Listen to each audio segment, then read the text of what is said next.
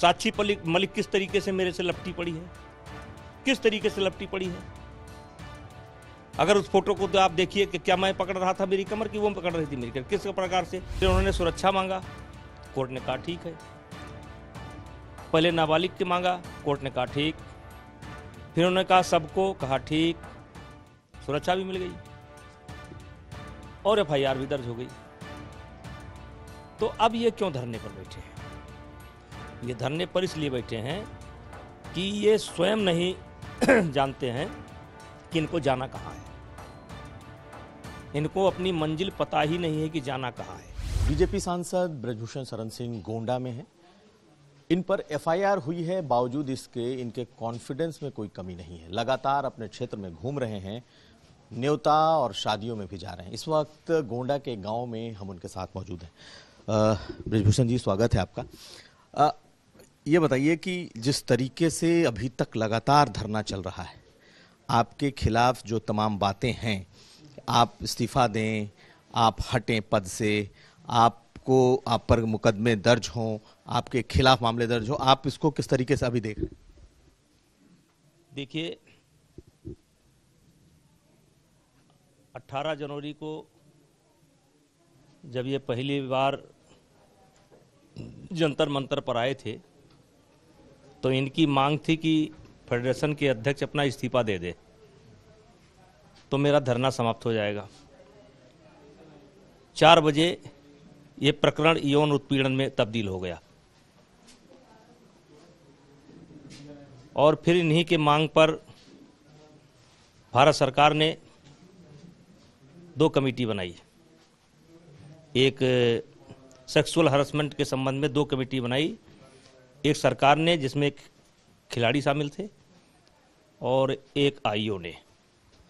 और फिर इन्हीं खिलाड़ियों के दबाव में एक ऐसा व्यक्ति जो खुद जिसने धरने की परमिशन लिया था, उसको ओवरसाइट का कमेटी का मेंबर बनाया गया। लेकिन और मेरे से कहा गया कि आप 3 सप्ताह तक अपने आप को कामकाज से अलग रखें और जांच पूरी हो जाए। मैंने लिख करके दे दिया। आप देखिए कि ओवरसाइट कमेटी की जांच पूरी नहीं हुई और ये लोग दोबारा धरने बैठ गए। उसके पीछे कारण ये है कि इन्होंने जिसको कमेटी का मेंबर बनाया था, जो इन्हीं के परिवार का था, वो डे बाय डे की रिपोर्ट देता था और इनको मालूम था कि जांच में कोई चीज़ें निकल करके नहीं आई और कोई गंभीर आरोप लेकर के कोई बच्ची या कोई लड़की सामने नहीं आई। ये फिर पहुंच गए। अब फिर सुप्रीम कोर्ट गए ये लोग। सुप्रीम कोर्ट में जब दिल्ली पुलिस गई तो सरकार के जो सॉलिसिटर जनरल होते हैं तुषार मेहता जी, उन्होंने स्वयं कहा कि हमें FIR लिखने में कोई आपत्ति नहीं है। कोर्ट ने कहा ठीक है। फिर उन्होंने सुरक्षा मांगा, कोर्ट ने कहा ठीक है। पहले नाबालिग के मांगा, कोर्ट ने कहा ठीक। फिर उन्होंने कहा सबको, कहा ठीक, सुरक्षा भी मिल गई और FIR भी दर्ज हो गई। तो अब ये क्यों धरने पर बैठे हैं? ये धरने पर इसलिए बैठे हैं कि ये स्वयं नहीं जानते हैं कि इनको जाना कहाँ है। इनको अपनी मंजिल पता ही नहीं है कि जाना कहाँ है। वो तो बहुत गंभीर आरोप लेकर के बैठे हैं। एक नाबालिग भी सामने है जिसने रिपोर्ट कराई है। यहाँ तक कि ढेरों कह रहे हैं कि कई नाम हैं जिनके साथ इस तरीके का यौन उत्पीड़न हुआ है। तो जब कंप्लेंट दिल्ली पुलिस में हो चुकी है तो दिल्ली पुलिस का जो रिजल्ट आएगा जांच के बाद, छानबीन के बाद, उसको मानना चाहिए और इनको घर जाना चाहिए। अभी से इन्होंने कहना शुरू कर दिया, अभी से पता नहीं जांच ठीक से शुरू हुई कि नहीं शुरू हुई, इन्होंने दिल्ली पुलिस पर सवाल उठाना शुरू कर दिया। अभी मैं कल बयान देख रहा था, ये खिलाड़ी इनका दिल्ली पुलिस पर सवाल उठा रहा था। तो मैं आपके माध्यम से यह कहना चाहता हूं कि निश्चित ये दिल्ली पुलिस पर आरोप लगाएंगे। अब आपको लग रहा होगा क्यों लगाएंगे?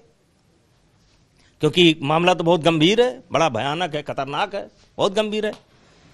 मैं उस मामले को नहीं जानता हूं, मैं अपने आप को जानता हूं। उस मामले को नहीं जानता, मैं अपने आप को जानता हूं। और जिसने मेरा बयान सुना होगा फर्स्ट डे, जिस दिन धरने पर ये बैठे थे, मैंने एक बयान दिया था कि एक भी प्रकरण अगर मेरे खिलाफ साबित हो जाएगा तो मैं स्वतः फांसी पर लटक जाऊंगा, उसके लिए किसी को कहना नहीं पड़ेगा। फर्स्ट डे क्यों कहा था? क्योंकि मैं अपने आप को जानता हूं, मैं अपने आप को जानता हूं।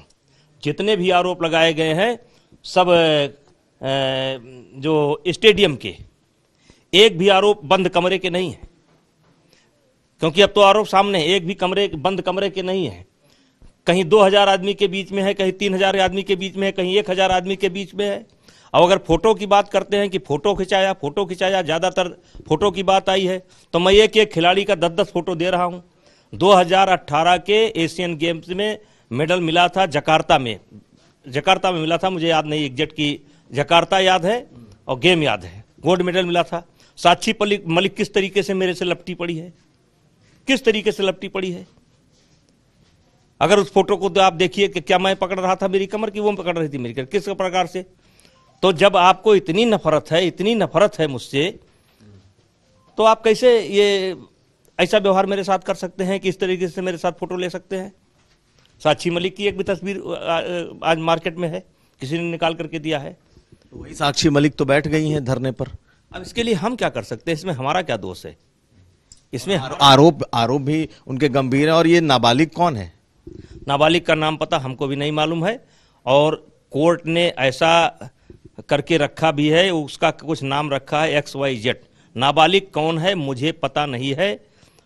आप जानते हैं? नहीं जानते? नहीं, मैं नहीं जानता हूं नाबालिग कौन है, मुझे ये पता नहीं है। लेकिन मैं अपने आप को जानता हूं, मैंने किसी भी खिलाड़ी के साथ कभी कोई दुर्व्यवहार नहीं किया है।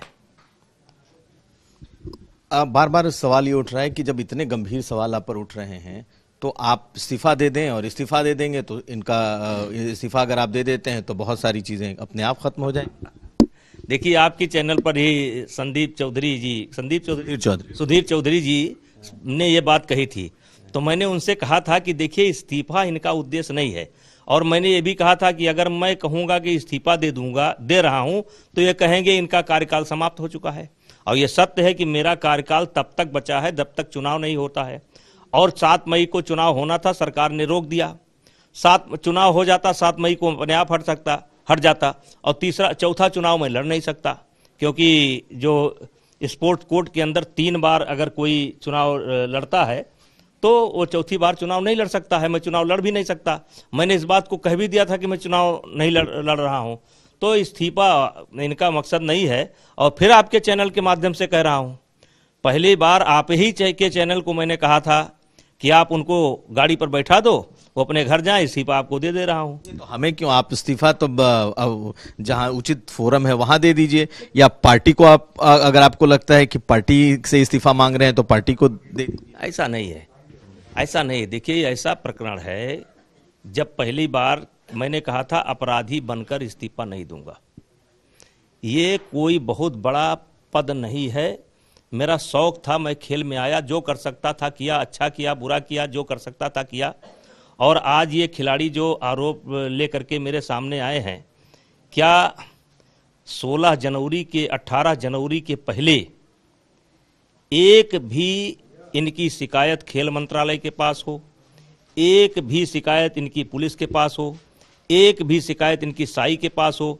और जो बाहर का टूर्नामेंट लेकर के आए हैं, कजाकिस्तान का और टर्की का, कहाँ का, एक भी शिकायत इन्होंने वहाँ की जो ऑर्गेनाइजिंग कमेटी हो, जिसने खेल को कराया हो तो दिखा दें। कोई शिकायत नहीं है। नेताजी बहुत अच्छे थे। जब हम इनकी कुछ नाजायज मांगों को मानने से हमने मना कर दिया, तो नेताजी कौन सी नाजायज मांग? कई बार बता चुका हूँ, कई बार। खेल पॉलिसी, ट्रायल की पॉलिसी, कैंप की पॉलिसी।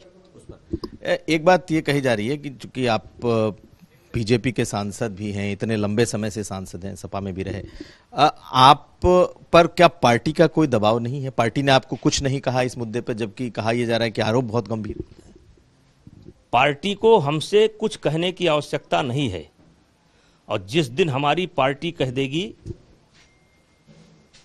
कि आप राजनीति से संन्यास ले लो, मैं वचन देता हूं उस दिन पद क्या राजनीति से संन्यास ले लूंगा। लेकिन पार्टी भी जंतर मंतर पर बैठे हुए इनके धरने के स्टैंड को देख रही है। जब ये कमेटी बनी, सोशल हरासमेंट के लिए जो कमेटी बनी, खेल मंत्रालय ने बनाया, तो वो भी तो पार्टी के संज्ञान में रहा ही होगा। और किस तरीके से ये मोदी जी के बारे में क्या कहते हैं भाई, मोदी जी तेरी कब्र खोदेगी। और जिस तरीके से हमारे प्रदेश के मुख्यमंत्री योगी जी का मजाक उड़ाया जा रहा है, ये जितने एनार्की हैं देश के, जो हमेशा कभी मोदी जी को गाली देते हैं, कभी योगी जी को गाली देते हैं, कभी सेना के ऊपर सवाल उठाते हैं, ये सारे लोग इकट्ठा हैं। तो पार्टी मुझसे क्यों कहेगी? और ये पार्टी के ऊपर आरोप नहीं है, ये भारतीय जनता पार्टी के सांसद के ऊपर नहीं है, राष्ट्रीय कुश्ती संघ के अध्यक्ष बृजभूषण सिंह के ऊपर आरोप है। और लगातार उन आरोपों का मैं खंडन कर रहा हूं।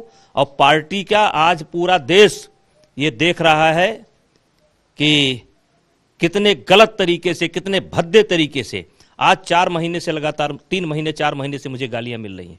और गाली भी कैसी, देखिए शब्द की मर्यादा देखिए कि मेरा नाम किस प्रकार लेते हैं लोग, किस प्रकार से नाम लेते हैं।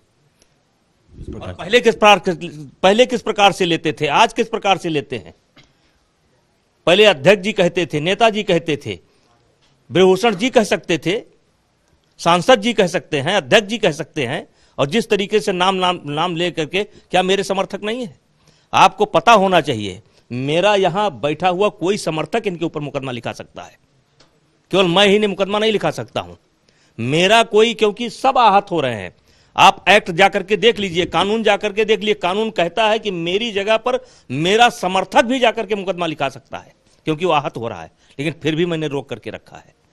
हमने कहा नहीं, फोन भी आते हैं कि नेताजी हम मुकदमा लिखाने के लिए तैयार हैं। हमने कहा नहीं, उनको करने दो जो करना है। एक बात और आ रही है कि चूंकि आप भाजपा से इतने लंबे समय से सांसद रहे हैं, समाजवादी पार्टी से भी आप सांसद रहे हैं, आपके संबंध समाजवादी पार्टी से भी मधुर रहे हैं, अच्छे रहे हैं। अखिलेश यादव ने कुछ नहीं कहा है अभी तक, कोई ट्वीट तक नहीं की है, तो आपको लगता है कि समाजवादी पार्टी भी आपके साथ खड़ी? देखिए, यहां ये बात ऐसे चली थी कि कुछ लोगों ने सवाल उठाया कि उत्तर प्रदेश के अंदर कोई भी पार्टी आपका विरोध नहीं कर रही है, और उसमें समाजवादी पार्टी का नाम आया कि समाजवादी पार्टी आपका विरोध नहीं कर रही है। हमने कहा धन्यवाद, अगर उत्तर प्रदेश की कोई पार्टी मेरा विरोध नहीं कर रही तो धन्यवाद, अखिलेश यादव को धन्यवाद। और जहां तक आप अभी घूम करके अखिलेश यादव के उस पर बयान पर जाएंगे, और हो सकता है आप ये भी पूछें कि क्या टोपी पहनने वाले हैं, लाल टोपी, हो सकता है आगे आपका सवाल हो, आप बता दीजिए। देखिए सवाल ये है, जब आई बात तो मैंने कहा कि मैं अखिलेश यादव को धन्यवाद करता हूं, और फिर यहां से भी करता हूं। वो मुझे बचपन से जानते हैं, हमारे संबंध उनके पिताजी से थे। और ना बोलने का सबसे बड़ा कारण यह है कि उत्तर प्रदेश के अंदर जो कुश्ती के बच्चे हैं, अगर 10,000 बच्चे कुश्ती लड़ते हैं तो 8,000 बच्चे यादव परिवार से आते हैं। और यादव परिवार में मान करके चलिए कि कम से कम 80% 90% बच्चे हैं जो समाजवादी परिवार से हैं। हम सफाई के कार्यक्रम में गए हैं, अखिलेश यादव मेरे कार्यक्रम में आए हैं, मुलायम सिंह मेरे कार्यक्रम में आए हैं, अमर सिंह मेरे कार्यक्रम में आए हैं। मैं कई बार सफाई में गया हूं, पहलवानों को लेकर के साथ गया हूं। तो देखिए, उत्तर प्रदेश में एक दूसरे के चरित्र को सब लोग जानते हैं, और सब लोग कहते हैं कि डांटने की बात होती तो मान लेते, मारने की बात होती तो मान लेते। अब ओवैसी के बारे में क्या कहेंगे आप? जिस समय ओवैसी से सवाल पूछा गया, अगली बार जब आंदोलन चल रहा था तो ओवैसी से सवाल पूछा गया, तो ओवैसी ने कहा कि आपकी बात ये मैं नहीं मानता हूं, सब बात मानता हूं लेकिन आपकी ये बात मैं नहीं मानता हूं, मैं बृजभूषण सिंह को जानता हूं, ऐसा नहीं कर सकते। तब उसको लेकर के क्या कहेंगे? तो क्या ओवैसी को हम धन्यवाद नहीं देंगे? क्या ओवैसी को हम धन्यवाद नहीं देंगे? देंगे। लेकिन एक चीज ये भी कहा जा रहा है पॉलिटिकली कि ब्रजभूषण शरण सिंह के पास ऑप्शन बहुत हैं। अगर बीजेपी उन पर किसी भी तरह की कार्रवाई करेगी तो उनको दोनों हाथों से समाजवादी पार्टी स्वीकार। चलिए, आप चिंता मत करिए, अगर मेरी पार्टी कहेगी तो मैं चुनाव नहीं लड़ूंगा। मेरा 6 और एक तरीके से मान लीजिए अघोषित 7 टर्म मेरा पूरा हो गया है और चाह नहीं मैं सुरबाला के गहनों में गूंथा जाऊं। और जिस दिन मैं चुनाव नहीं लड़ूंगा तो हो सकता है इससे बड़ी राजनीति मेरी हो जाए। मतलब समझ लीजिए, देखिए चुनाव एक ऐसी चीज है कि जब आप चुनाव लड़ते हैं तो कुछ भी करिए तो कहते हैं कि ये मेरे यहाँ इसलिए आए हैं कि इनको चुनाव लड़ना है, मेरी मदद इन्होंने इसलिए की चुनाव लड़ना है। अब बाला साहेब ठाकरे कोई चुनाव नहीं लड़े तो उद्धव ठाकरे से उनका बड़ा कद था कि नहीं था? हम तो चाहते हैं पार्टी मुझको छुट्टी दे दे, मैं काम करूं पार्टी का ही काम करूंगा, पार्टी का काम करूं, मैं लड़ूंगा नहीं लड़ाऊंगा, क्या दिक्कत है? 1 MP नहीं बनूंगा, 10 MP बनाऊंगा। ये हमारे विधायक तरफगंज बैठे हैं प्रेम नारायण जी, इनकी मदद करूंगा, अपने लोगों की मदद करूंगा। पार्टी से लॉयल्टी जैसी है उससे मजबूत पार्टी कहाँ जाएगी भाई, पार्टी कहाँ जाएगी? अच्छा, एक सवाल और, जिस तरीके से जंतर मंतर पर इस वक्त नेताओं का जमावड़ा है, सभी दूसरे दलों के लोग आ रहे हैं, चाहे केजरीवाल हों, प्रियंका गांधी हों, यहाँ तक कि जितने खाप पंचायत के लोग हों, नरेश टिकैत से लेकर के चंद्रशेखर रावण, यहाँ तक कि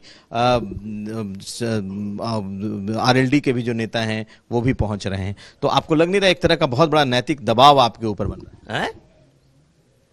अनैतिक लोग खुदे जा रहे हैं, हमारे ऊपर नैतिक दबाव क्या बनाएंगे? ये अनैतिक लोग देश में जिनकी कोई पूछ नहीं है जा रहे हैं, हमारे ऊपर क्या दबाव बनाएंगे?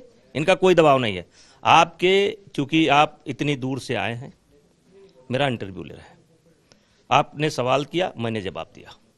मैं एक सवाल क्या कि आपके माध्यम से अपनी बात खिलाड़ियों तक पहुंचाना चाहता हूं और देश जो धरने पर बैठे हैं उनको भी पहुंचाना चाहता हूं। और भाई उधर बंद कराइए, पहुंचाना चाहता हूं। मेरा सवाल क्या है, देखिए 4 महीने से खेल की गतिविधि रुकी हुई है। खेल के लिए यह सबसे क्रूशियल समय है।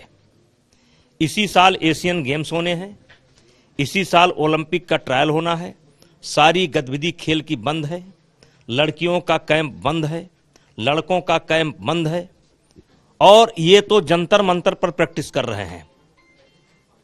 लेकिन कैडेट के बच्चे जिनका कैडेट नहीं हो पा रहा है, कैडेट चैंपियनशिप कहते हैं उसको, नेशनल, अब जब कैडेट की नेशनल चैंपियनशिप होगी तभी बच्चे निकल करके एशिया में भाग लेंगे, तभी वर्ल्ड में जाएंगे। अंडर 15 का नहीं हो पा रहा है, जूनियर का नहीं हो पा रहा है, 23 का नहीं हो पा रहा है, ओपन नेशनल कोई नहीं हो पा रहा है। पिछले साल 25 राष्ट्रीय स्तर के कार्यक्रम हमने कराए थे, अभी रो धो करके 2 हो पाए हैं, और उसमें भी ये लोग विरोध कर गए। अभी 1 सप्ताह पहले मैंने एक नेशनल कराया, और नेशनल इसलिए कराया कि देखिए ना मैं पद से हटाया गया हूं, ना मैं सस्पेंड हूं, ना मैं टर्मिनेट हूं, ना मेरी फेडरेशन टर्मिनेट है, लेकिन फिर भी जांच चल रही थी, मैं हट गया। जब वो कमेटी डिसॉल्व हो गई जो सरकार ने बनाई थी, ओवरसाइट कमेटी, और 3 सप्ताह की जगह पर 3 महीना बीत गया, तो मैंने एक नेशनल और एक ओपन नेशनल जो सरकार ने रद्द कर दिया था उसको कराया। फिर ये लोग सवाल लेकर के आ गए कि ये नेशनल क्यों करा रहे हैं। तो भाई मैं आपके माध्यम से पूछना चाहता हूं, आपसे कहना चाहता हूं, फांसी देना है तो ब्रजभूषण सिंह को दो ना। आप कैडेट के बच्चों का टूर्नामेंट क्यों रोकना चाहते हो? आज अगर कोई बच्चा 14 साल 9 महीने का है और अगर तत्काल टूर्नामेंट नहीं हुआ तो 3 महीने बाद वो 15 साल का हो जाएगा, और उसका एक अवसर, पूरे जीवन का एक अवसर निकल जाएगा, जिसके लिए उसके माता पिता उसको 4 साल से तैयारी करा रहे हैं। ऐसे जूनियर का मामला है, ऐसे 23 का मामला है। तो भाई केस मेरे ऊपर है, जांच मेरे ऊपर हो रही है, तो टूर्नामेंट क्यों नहीं हो रहे हैं? और टूर्नामेंट कौन कराएगा? टूर्नामेंट ना सरकार करा सकती है, ना खिलाड़ी करा सकते हैं। टूर्नामेंट करा सकती है तो सिर्फ फेडरेशन करा सकती है। मैं आपके माध्यम से अपील करना चाहता हूं उन खिलाड़ियों को जो है अंडर 15 के हैं, जो कैडेट के हैं, जो जूनियर के हैं, जो 23 के हैं, कि वो भी इनसे अपील करें कि ये मेरी गर्दन उतार लें, लेकिन बच्चों का खेल ना रोकें। और बच्चों का खेल भी है, जबरदस्ती रोक रहे हैं, बच्चों का खेल न रोकें। ये हिंदुस्तान के लिए बड़ी क्रूशियल समय है। और ये कुश्ती जो 17वें नंबर पर 18वें नंबर पर होती थी, जिसको आज मैं दूसरे तीसरे नंबर पर लेकर के आया हूं, चार महीने से पूरी गतिविधि बंद है, ये ठप हो जाएगी। गार्जियन जो कर्जा लेकर के दूध खरीदता है, घी खरीदता है, अपने बच्चों को खिलाता है, और वो बच्चे जब लड़ने नहीं पाएंगे, ये अपना करियर तो खत्म कर चुके हैं, इनका पूरा हो चुका है। एक भी गेम के लिए सेलेक्ट हो जाए तो कहिएगा ये कोई नहीं सेलेक्ट होने वाले हैं, नए नए बच्चे निकल करके आ गए हैं, लेकिन ये बच्चों का करियर खा रहे हैं, छोटे बच्चों का करियर खा रहे हैं। मैं अपील करना चाहता हूं, जाट परिवार के लोगों से अपील करना चाहता हूं आपके माध्यम से कि आप अपने बच्चे के बारे में सोचो। आप प्रैक्टिस क्यों कराते हो? अगर बच्चे का टूर्नामेंट नहीं होगा तो एशिया कैसे लड़ेगा, वर्ल्ड कैसे लड़ेगा? और ये खेल को क्यों रोकना चाहते हैं, इनसे पूछो। अब अगर मैं रुकने के लिए तैयार हूं, ठीक है, मैं रुक जाऊंगा, तो उस टूर्नामेंट की व्यवस्था ये करें या सरकार करे। खेल तो होना चाहिए, खेल की गतिविधि ठप नहीं होना चाहिए। किसी ने कहा है तूफान से लाए हैं किश्ती निकाल के, इस देश को रखना मेरे बच्चों संभाल के। बहुत मुश्किल से ये कुश्ती ऊपर आई है, इसमें गार्जियन का पसीना लगा है, गार्जियन का मेहनत है, कोचों की मेहनत है, उसमें थोड़ा सा मेरा भी है। अब आज इसको हमारे आंखों के सामने बर्बाद कर रहे हैं। मैं आपके माध्यम से अपील करना चाहता हूं कि आप मुझे सजा दो, मुझे गाली दो, लेकिन टूर्नामेंट मत रोको। चाहे फेडरेशन टूर्नामेंट करावे, चाहे ये लोग करा सकते हो करावे, और या सरकार करावे, लेकिन खेल होना चाहिए, कैंप चलना चाहिए। आप अपने को कितना क्रेडिट देते हैं अगर ये कुश्ती इस स्तर पर उठकर आया है? कोई पैमाना नहीं है, इसको पैमाने में नहीं आंक सकते हैं आप। और इनके अलावा ये जो धरने पर बैठे, इनके अलावा कुछ छोटे बच्चों के साथ पास चले जाइए और हरियाणा में जाइएगा, हरियाणा में बच्चों के साथ चले जाइए और लड़कियों के पास चले जाइए। कुछ अखाड़े ऐसे हैं जो खुल करके मैदान में है, जैसे मिर्चपुर का एक अखाड़ा है, ऐसे कुछ हैं। बाकी चले जाइए, किसी बच्चे से अकेले में बंद कैमरे के पूछ लीजिए कि भैया नेताजी ने क्या किया, तो आपको एक एक बच्चा हिंदुस्तान का बता देगा। हिंदुस्तान के बच्चे रो रहे हैं, कुश्ती के बच्चे रो रहे हैं कि ऐसा ना हो नेताजी कुश्ती को अलविदा कर दें। कर सकते हैं क्या? वो तो हो ही जाएगा। अब आखिरी सवाल सर, एक आखिरी सवाल ये कि आपको आप पर जितने भी आरोप लगे, आपको पीड़ा होती है? किस तरह की पीड़ा? नहीं, पीड़ा तब होती है जब ये गाली देते हैं, और हमें नहीं पीड़ा होती है। आज एक आवाहन कर दूं, एक आवाहन कर दूं, इतनी पीड़ा है मेरे लोगों में, और केवल यूपी में नहीं, देश में लोगों को इतनी पीड़ा है कि शायद इतनी भीड़ कभी जंतर मंतर पहुंची नहीं होगी जितना पहुंच जाएगी। इतनी पीड़ा है लोगों को, क्योंकि एक मर्यादा होती है, गाली भी देने का भी एक तरीका होता है। आप अपने आरोप को तो देखो, आप आरोप क्या लगा रहे हो? 2012 में मेरे ऊपर आरोप लगा रहे हो, फिर मुझे को शादी में बुला रहे हो, और जोड़े में मुझसे आशीर्वाद ले रहे हो। इतनी नफरत थी तो जोड़े में आशीर्वाद ले रहे हो।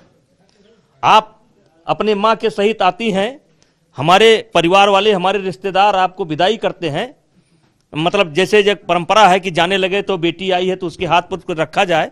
अब आज उसी बेटी को आप गाली दे रहे हो, उसी मां को आप गाली दे रहे हो। पीड़ा बहुत है, लेकिन एक मर्यादा है। चलो कोई बात नहीं। मैं फिर कहना चाहता हूं कि ये धरने पर बैठे, या अभी मौका है, कपिल सिब्बल अभी हैं, सीबीआई जांच के लिए चले जाएं, लेकिन इनसे आग्रह करना चाहता हूं कि खेल को ना रोकें। आप बेदाग निकलेंगे? अरे संसार में कोई पैदा ही नहीं हुआ जो दाग लगा दे।